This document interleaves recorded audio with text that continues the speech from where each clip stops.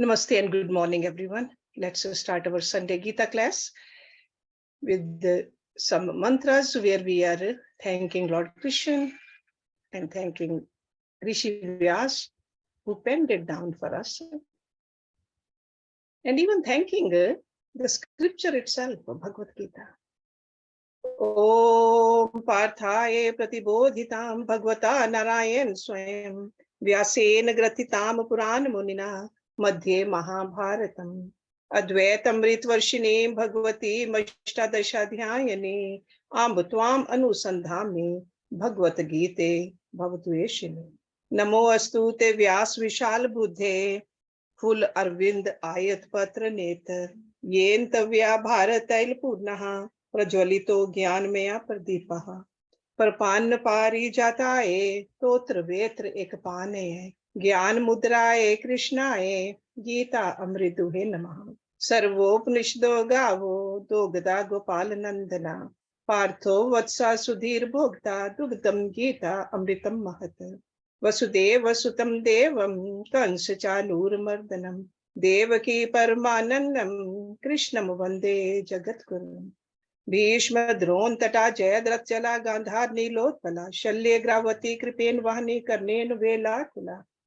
अश्वत्थाम विकर्ण घोर मकरा दुर्योधन अवर्तने सो तीर ना खलु पांडवई रन नदी के वर्तका केशवा पाराशरे वत्सरो जमलम गीता अर्थ गंधोटकम नाना ख्यानक केसरम हरि कथा संबोधन अबोधितम लोके सज्जन षटपदय रह पे पिये मानम मुदा भूयाद भारत पंकजम कलिमल प्रध्वंसी न श्रेयसे मूकम करोति वाचालम पंगुम लंघ्यते गिरिम यत्कृपातमं वंदे परमानंद माधवम यम ब्रह्म वरुण इंद्र रुद्र मरुतः स्तुन्वन्ति दिव्यस्तवे वेदै सांगपदक्रम उपनिषदै गायन्ति यम सामगा ध्यानवस्थित तत्तेन मनसा पश्यन्ति यम योगिनो यस्य अंतम न विदुसुर असुरगणः देवाय तस्मै नमः।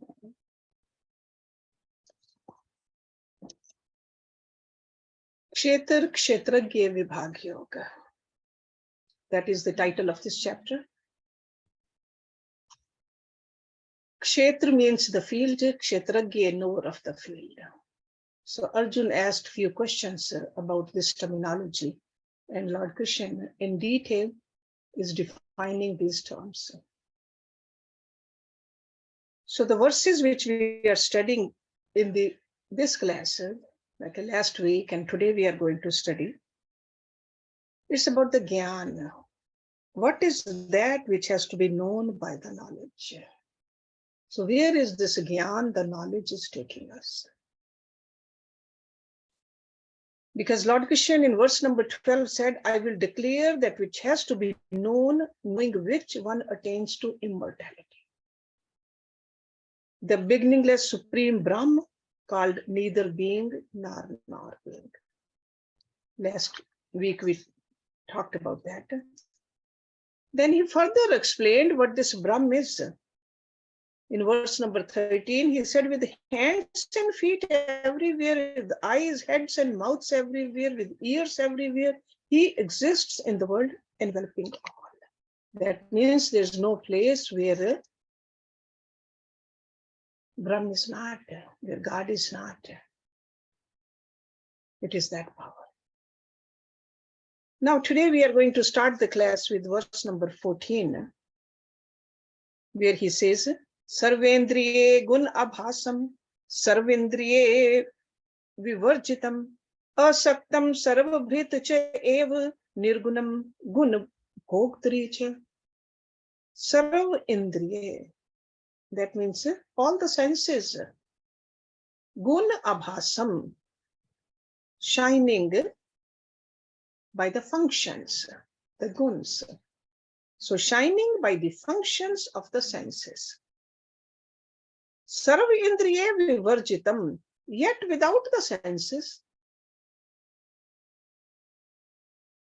You don't see any senses of Brahma. See, in a human body, we see the senses. In animal kingdom, we see the senses. But without the senses, he experiences all. Asaktam, unattached.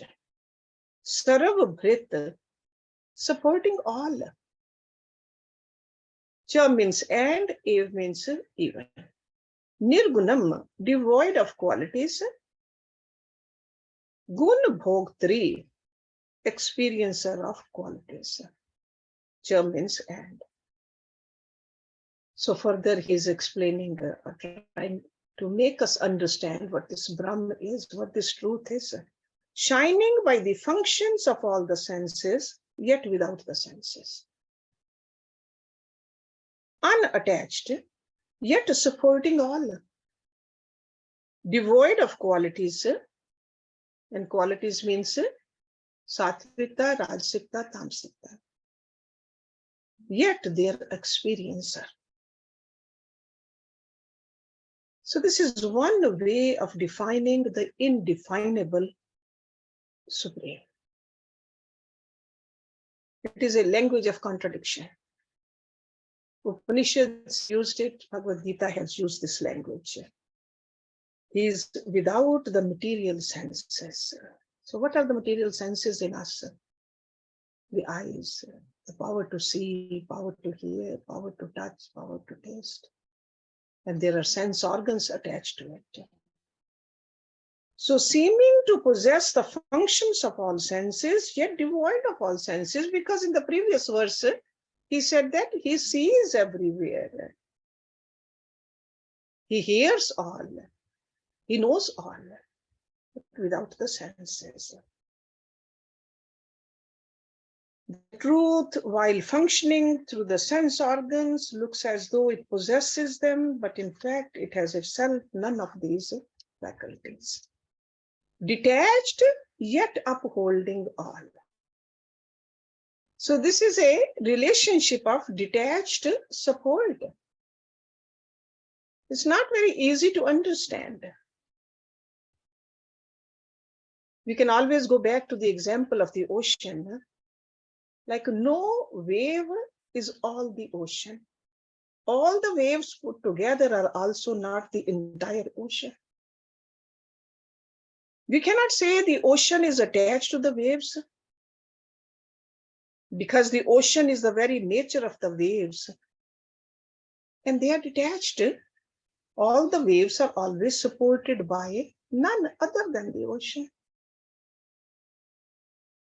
Or another example, the rishis use the cotton. Cotton in all the cloth. Cloth is not cotton. And yet it is the cotton in the cloth that supports the cloth.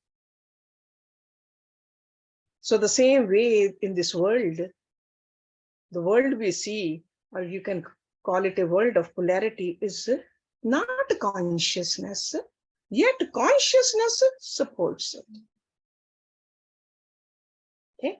So when we use the word consciousness, that means the Supreme, the God, the truth, the reality. Without guns, yet enjoying all the guns.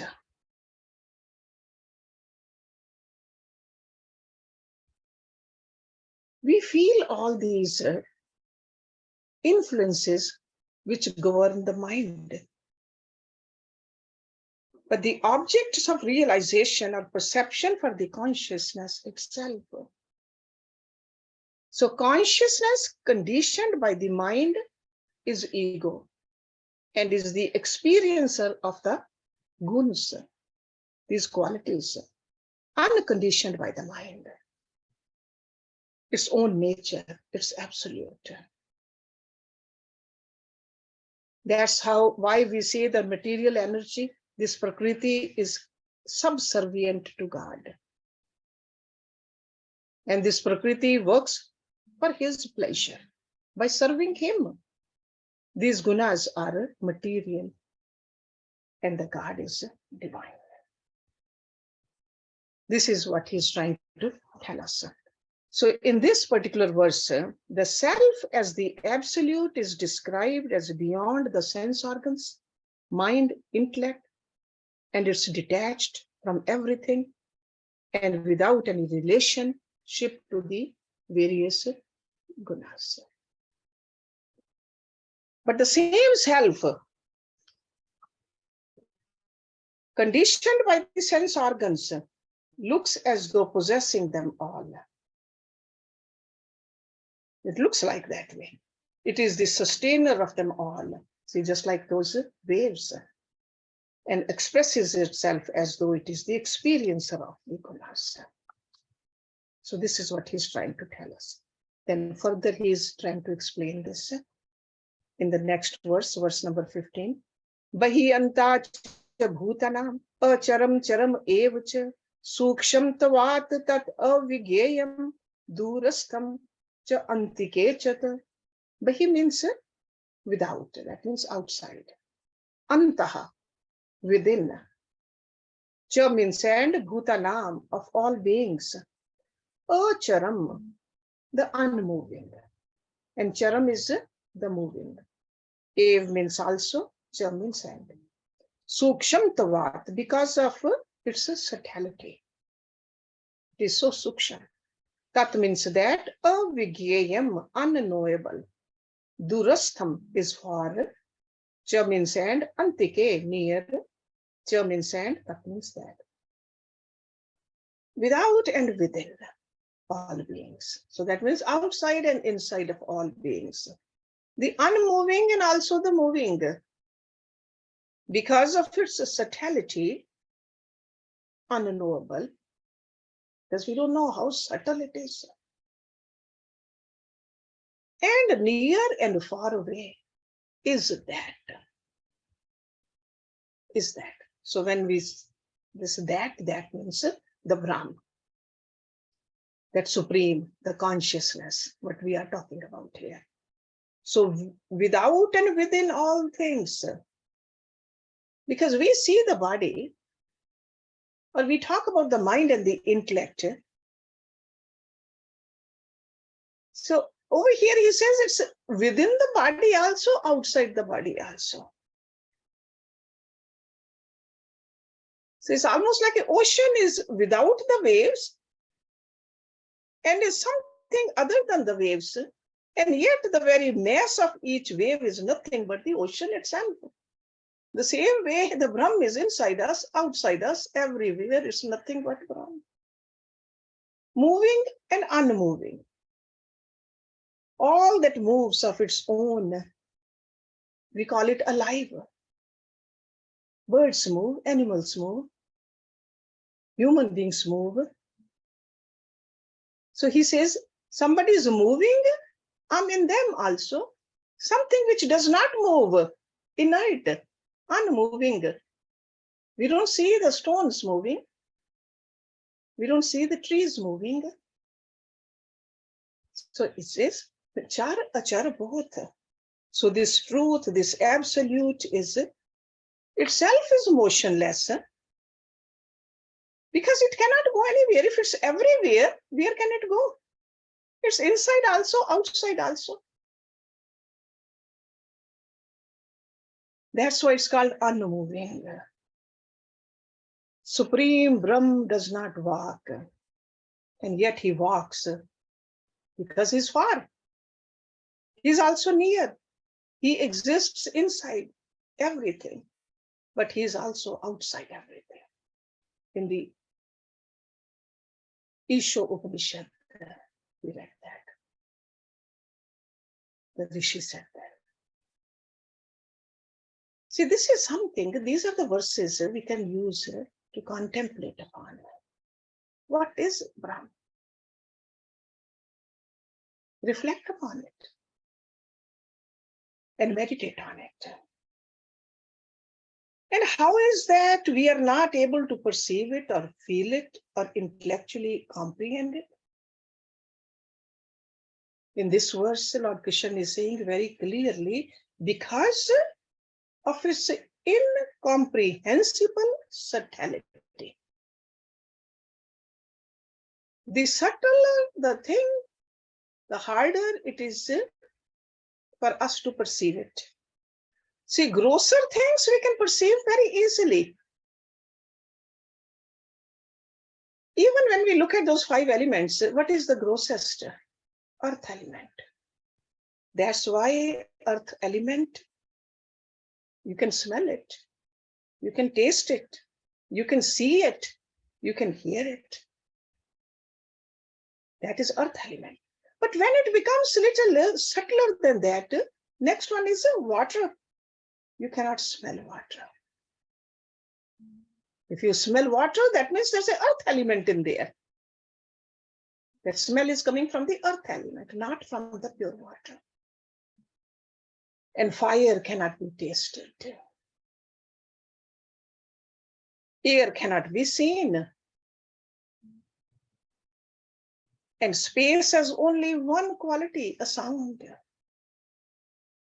So earth has all the 5 qualities.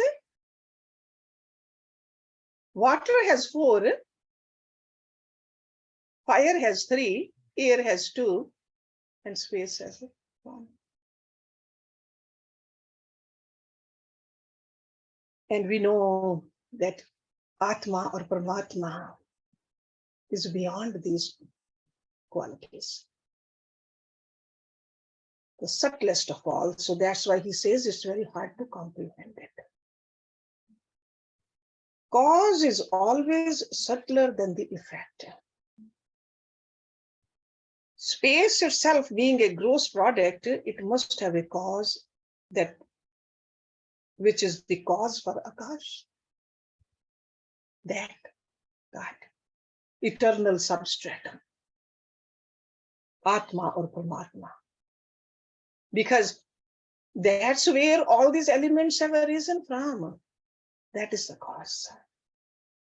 And the consciousness being the subtlest of the subtle, pervading even Akash, it is incomprehensible to the gross equipments of thought, feeling, and perception.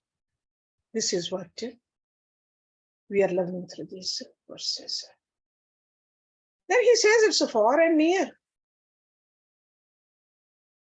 Far and yet near. Far in its transcendental absolute nature, the truth is far away from all the hallucinations of the names and forms. When we say far, that's what we mean. Because this universe is what? Aggregate of all the names and forms. But at the same time, as existence, this truth exists in every name and form. So in that sense, it's near, but it's far also. Avibhaktam cha bhuteshu, vibhaktam iv cha sthitam, bhut bhritre cha tat keyam, grishnu prabhavishnu cha. Avibhaktam, undivided. Cha means and, bhuteshu, in beings. Vibhaktam, divided. Iv means as if, cha and sthitam, existing. Bhut bhritri, the supporter of all beings. Cha means and, that means that, geyam, to be known. Grishnu, devouring. Prabhavishnu, generating. Cha means and undivided, yet he exists as if divided in beings. That is to be known as the supporter of beings. He devours and he generates.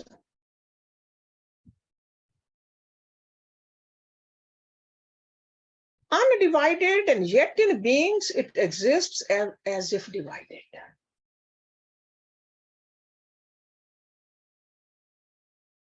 The Paramatma is all pervading. But we see the manifestation. We talk about it. In one of the chapters earlier, Lord Krishna even gave the examples to Arjuna. That I am in the people tree, I am in the moon, I am in the stars, I'm in the sun. So when we talk like that, that means we are dividing it. But actually it's undivided. See, almost like an example of electricity we often use. It's all pervading. But conditioned by the bulb, it manifests as effulgence at the filament. Then we say electricity is there. But that doesn't mean electricity is not everywhere. It is the supporter of all, devouring as well as generating them. We see that earth is, even earth we can see, is the supporter of all plants. Because where does all this come from? From the earth. That's why we call it a Mother Earth. It creates. But ultimately it devours us also. Where does it go back? The common saying, dust to dust. Ocean is the same way. Waves come from the ocean. They are born from the ocean and ultimately they are devoured by the same ocean. The same way, truth is that solid, omnipotent substratum upon which we see the projection of this world of polarity by our deluded mind and intellect. But when we transcend the mind and the intellect in our deep meditations, the vision of this sansar gets devoured in the very experience of that tranquility. It's almost like every day when we sleep, we go into the dream state. When we get up, where do the dreams go? They roll back where they came from.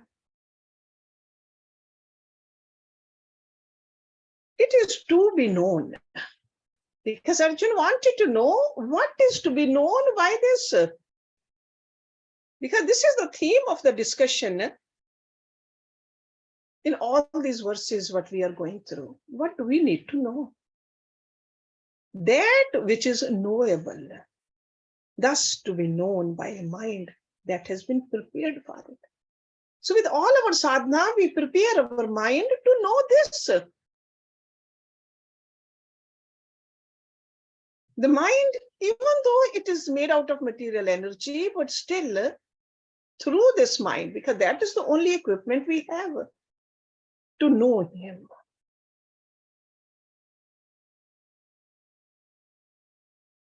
Then he says in number 17 in your book, Jyoti Sham Apitat Jyoti Tamsaha Param Uchyate Jnanam Gyayam Jnana Gamye Hridi Sarvasya Vishishtitam.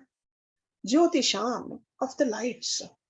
Api means even, Tat means that, Jyoti, light. Tamsaha, from darkness. Param, beyond. Uchyate, is said to be.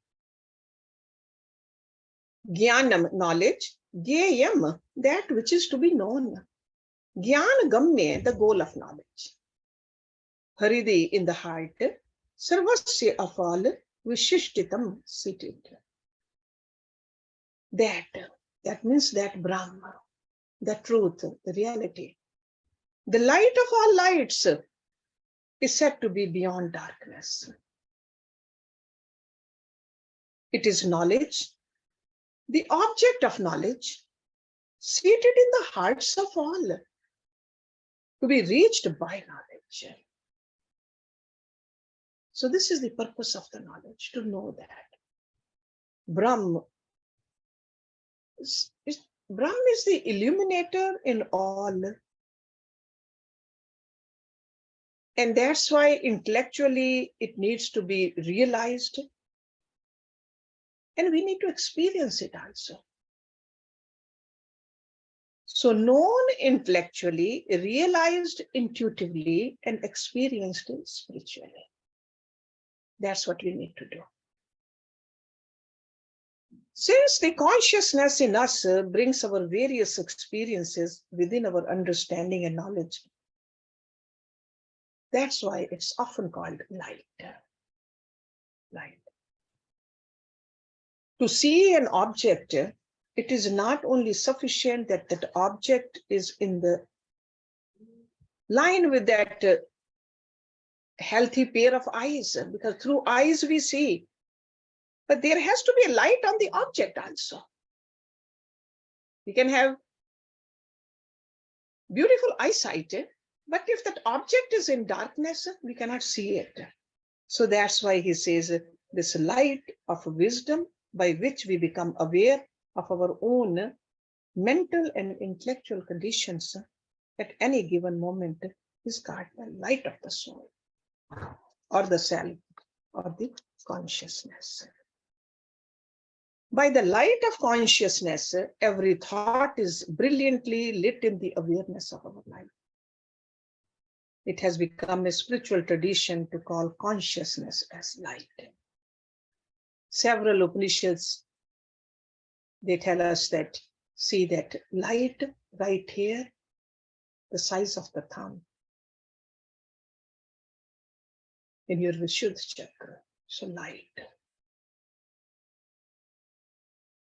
So the brilliance of the light experienced in the outer world belongs to the realm of objects, and it cannot be the subject that is conscious of it. Okay? Because when we see the candlelight, or when we see the sunlight, that is coming from that object. But we got to experience it, the light of the subject. Okay? That's why he says, light of all lights. To indicate the subject, we have to negate the entire field of objects. Sources of light, sun, moon, stars, lightning, or even fire, are described as having no illumination at all in the blinding luminosity of the self. That's why Arjuna also experienced it, that subjective experience, that Vishwarupa Darshan, Virat Rupa, or the cosmic form. The light of the sun was nothing compared to that. He said, it's like thousands of sun, they are shining at the same time. That is a subjective experience. Kathopanishad, we studied. Over there, the Rishi said, Na tatra surya bhati. So the self in each is the light which illumines of all perceptible lights. So even where the sun is not, that Brahm is there too. And that is the light. So all sources of light are illumined by, he says, my consciousness. The self is indicated as the subject that experiences the entire world of objectified light. And then he says it's said to be beyond darkness. Beyond darkness. There's no darkness in it at all. So to indicate the absolute nature of the infinite light of the soul, it is stated that beyond the concept of darkness, or you can say it's absolute light, the light of awareness, it is so subtle, so absolute. It illumines not only the various sources of light in the world, but also the experience of it. And in the second line, he indicates the terms Gyan, Geyam, and Gyan Gamya. Gyan is the knowledge, Gye is that which is to be known, and Gyan Gamya, which is to be reached by knowledge. So in other words, this is the final experience that needs to be experienced. God has three distinct qualities according to the Upanishads.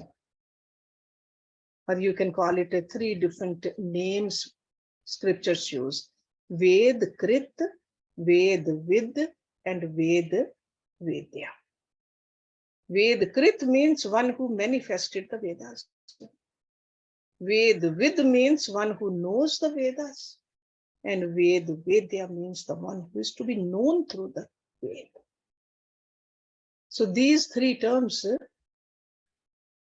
correspond to these Gya, Gyanagamya, and Gyanam. And what does it mean when he says dwelling in the heart of all? Because there's an infinite light of knowledge to be known, without which life is impossible. He says, where am I to seek it? Am I capable of making this expedition? Can I go there? So he's very boldly declaring over here that this infinite dwells in the heart of all. Heart of all.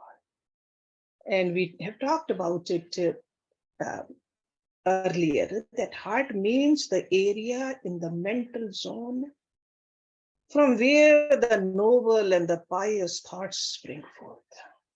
Philosophically, that's what the heart is. The positivity in us. Okay, it's not a physical heart we are talking about. So seek the light through devotion, because through devotion, that purity comes.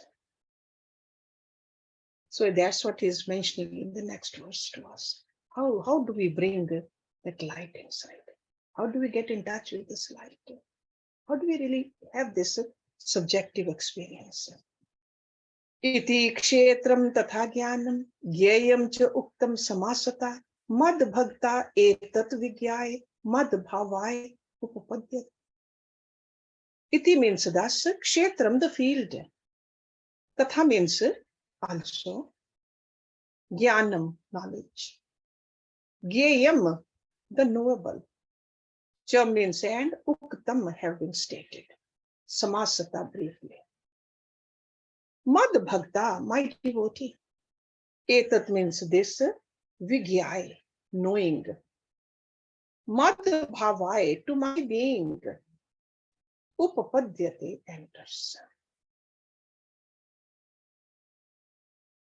He says, thus the field, as well as the knowledge and the knowable, have been briefly stated. Knowing this, my devotee enters into my being. Because ultimately the entering is essential. It's not just the theoretical knowledge alone. So we are supposed to know it, and we need to become one with it too. So that's what this mad bhavay upapadyate. So that's the field as well as the knowledge. And we know, field, what he explained the field in detail, not just the physical body, but the subtle body, the causal body, that's all the field. As well as the knowledge. And what is the knowledge in real sense? And the knowable. So this is a doctrine of the Vedas actually. And he says, I have just taught this in briefly to you, Arjun. And again, if you want to go back, the field was described clearly in verse number 5 and 6. It started out with the great elements, ending with the fortitude, knowledge. There were some moral and ethical rules, right relationship with the world also. So that was like a up all the way up to verse number 11. And then starting with the humility, ending with the perception of the end of knowledge, knowable described just now. So now the question is, with all this, once we know all this, who among the seekers is really fit for this great knowledge?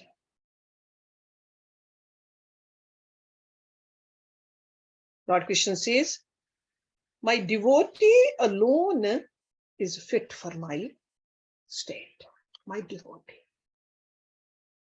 And devotion over here is not merely an emotional surrender in love unto the Lord.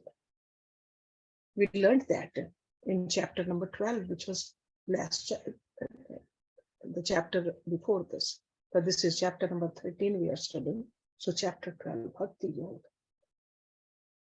We talked about the intellectual apprehension of the truth through a correct discrimination between the field and the knower of the field, and cultivation of all those qualities. So one who is able to recognize the God, this conscious principle in all fields of matter envelopments, is a true devotee. He says, he is fit for my state. Madhbhav. Madhbhav.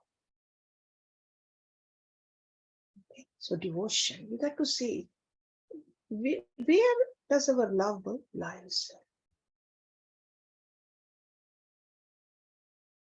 Supreme Lord Ram, in the Ramayana it said, is only attained by through love.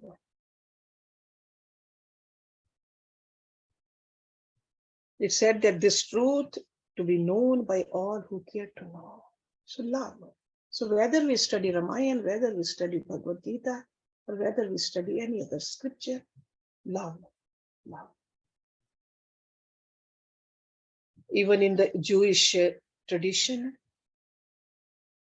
their book is called Torah. It says, you shall love the Lord, your God, with all your heart, and with all your soul, and with all your might.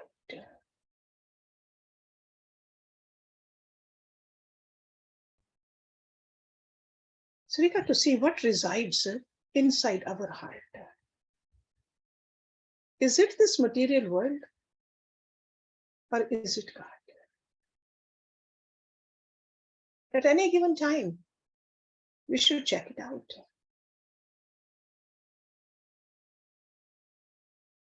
Okay, so pretty strong and subtle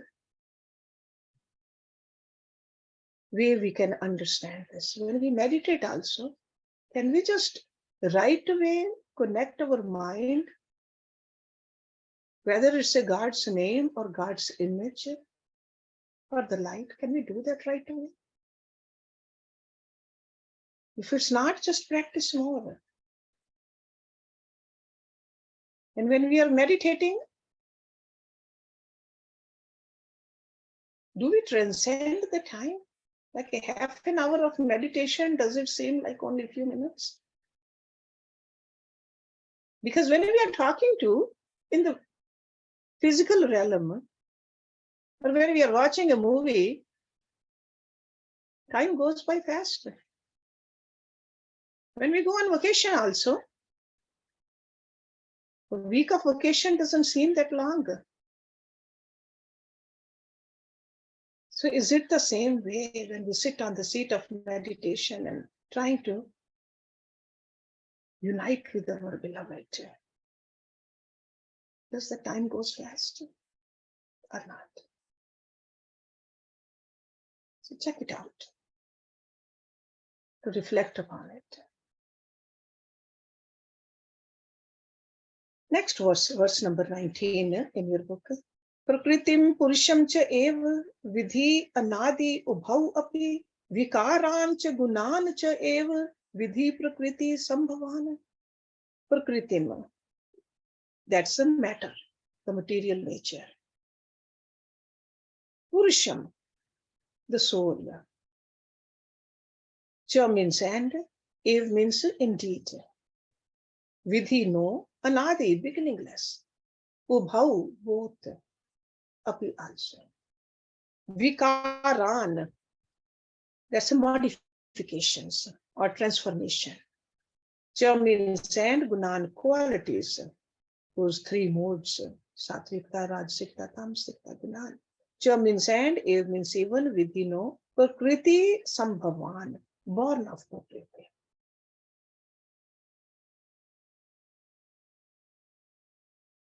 He's saying that know that matter and spirit, prakriti and purush, are both beginningless.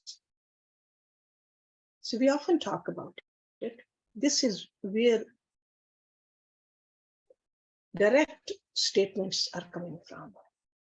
They both are beginningless.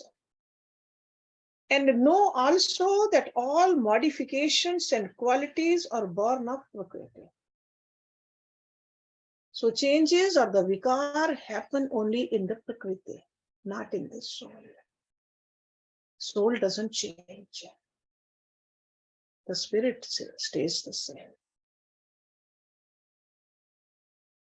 Because earlier Lord Krishna had described the world of Prakriti, and he talked about that it falls under two groups, higher and the lower.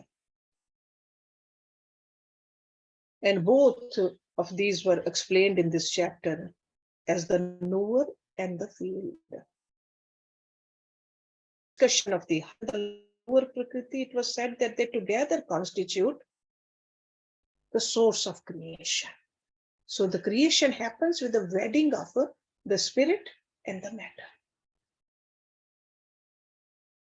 So matter and spirit are both beginningless. They both are anadi. So they are almost like, you can say, two aspects of the Ishwar, the Lord. And the Lord is eternal. So that's why the matter and spirit, both of them, should also be eternal.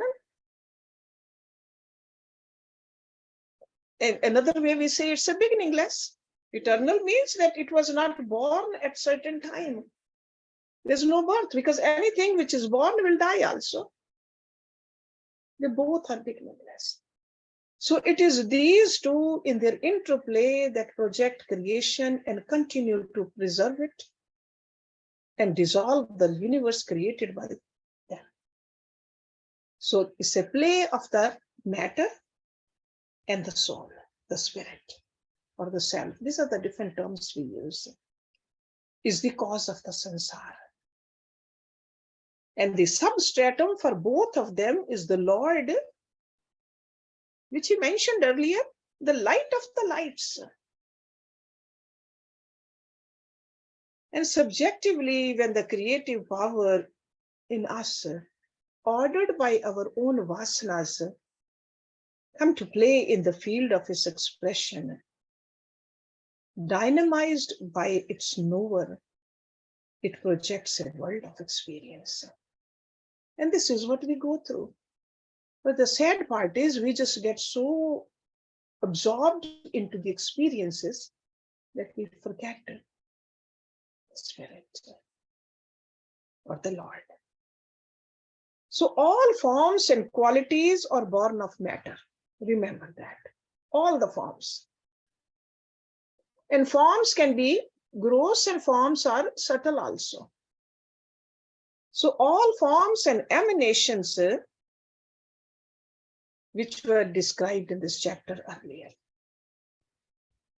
So remember, mental also, intellectual also, and physical also. So the matter is that out of which all forms and qualities come to existence. That's what's called matter when we say matter. And all changes and modifications belong to the matter. And the Atma is a changeless substratum. Earlier he used the word kutastha also for Atma. So in the presence of which all these changes take place. Okay. So presence of the Atma, or the wedding of the Atma with the matter. That's how this Srishti is. So we'll stop it here, and he's going to explain it further.